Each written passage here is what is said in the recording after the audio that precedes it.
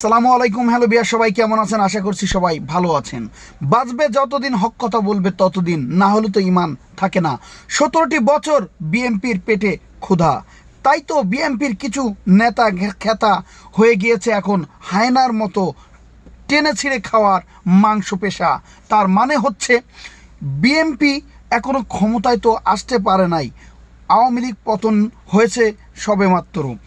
এখন ডক্টর ইউনূস সাহেব দেশটা হাতে নিয়েছেন কিছু শত্রুদেরকে দমন করতে, এ দেশকে সুন্দর করে একটু সাজাতে। কিন্তু বিএমপি ক্ষমতায় না এসেই যে লাফালাফি করছেন, বিএমপির কিছু নেতা নিয়ে বিএমপির কিছু খেতা চারি সাইড দিয়ে যেভাবে টেনে ছিঁড়ে মানুষকে খাওয়ার চিন্তা ভাবনা করছেন, মানুষকে মেরে ধরে তারা কিভাবে ক্ষমতায় যাওয়ার চেষ্টা করছেন, এটা এখন কিন্তু দেশের জনগণ সবাই কম বেশি দেখছে। এই বিএমপির উচ্ছৃঙ্খলার কারণে, এই বিএমপির অত্যাচার, নতুন করে চাঁদাবাজি বেড়ে যাওয়ার কারণে কিন্তু এই বাংলাদেশের জনগণ এখন বিএমপিকেও চাচ্ছে না মন থেকে। কেন চাচ্ছে না? যে তারা ক্ষমতায় আসতে পারে নাই।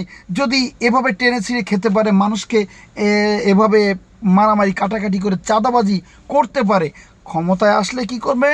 মাংস যেভাবে টুকরা টুকরা করে এভাবেই করবে। তাহলে মানুষ এখন বলতে বাধ্য হচ্ছে যে আওয়ামী লীগ মনে হয় ভালো ছিল।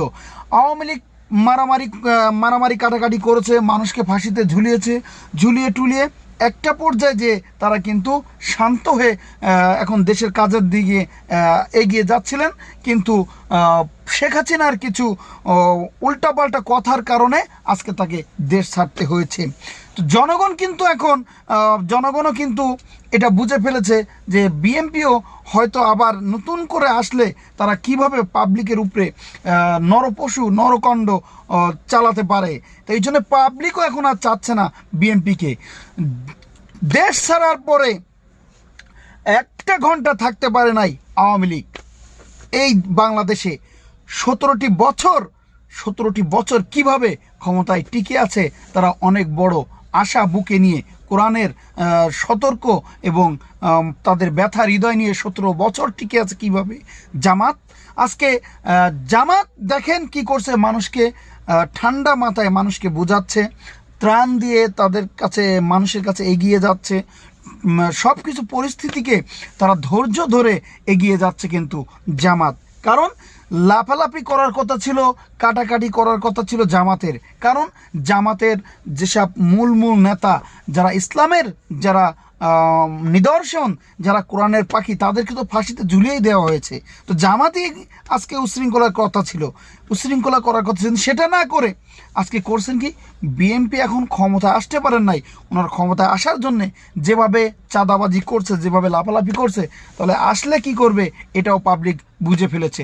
তাই যারা বিএনপির কর্মকর্তা আছেন, বিএনপির যারা নেতা নেত্রী আছেন, তাদেরকে বলবো, আপনাদের নামে, বিএনপির নামে যারা নাম ভাঙিয়ে যারা আজকে চাঁদাবাজি করছে, বিএনপির দলে যোগ দিয়ে যারা আজকে সন্ত্রাসী নৈরাজ্য কারখানা তৈরি করছে, এদেরকে চিহ্নিত করুন, এদেরকে আপনারা প্রতিহত করুন, এদেরকে ধরুন, না হলে বিএনপির নামটাও হয়তো আওয়ামী লীগের মতো পালিয়ে যাবে।